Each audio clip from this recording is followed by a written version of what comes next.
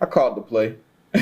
But no, man, I just I'm always in tune, and I mean that's something I've been doing since I got here. Just try to stay in tune. Like even with Drew, I ask him what he's seeing during the game, and I ask everybody what they're seeing. I even ask Jameis like what he's seeing because it's people like I don't have any ego in this. It's people that know more than me, but as long as I can kind of stay in their pocket, like I feel like I know a lot. So that look on that keeper play, it was a design keep. So obviously Taysom faked the ball to me, and I saw the whole part. And with that motion, nobody was really worried about that backside. And I'm like, man. So when Sean asked me what plays I'm like, man, let's run that same motion. Let's go torch ride 15. Week 15 week F. Instead of the keeper. So he dialed it up. I mean, at the right time, we got back down in that same kind of area, and it scored. And I was coming off, and he like, you called that play.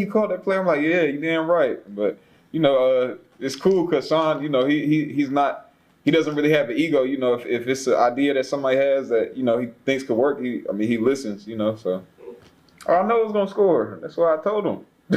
But I mean, it's dope because I mean, it's cool for me because it kind of like backs up what I see, and I'm like, okay, I know I'm not tripping. I see this look like, and then when I tell him, and then he calls it, and then we score, it's like, okay, I might got some money in the bank now. I might be able to call a couple plays in the game. I think it's the culture of our organization. And I was talking to somebody about this the other day, like, everybody in our locker room has a role, and I think that it shows, every Sunday, even like we talking about injuries and, just things happening. I think we're more equipped than any other organization that I see to be able to withstand some of these bumps and bruises and this adversity.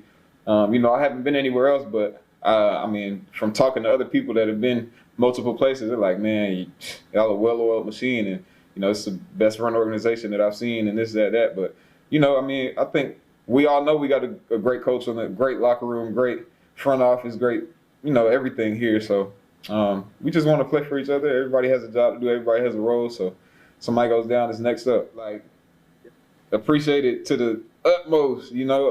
Trey, like, he don't really say too much. He like, that job is unglorified. Like, a receiver block that's able to block well. Because he's in there. He has to.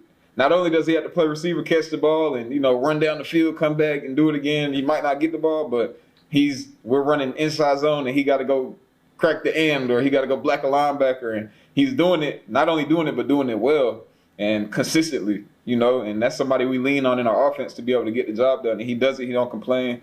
And I mean, it's like I think. It eases my mind to look and know Traquan is right there and he's gonna be able to get a block and he's gonna get the job done. Like, I'm not even worried about him. When I look out there and see him, I know it's good. So he might not get enough credit for it, but he knows he's appreciated.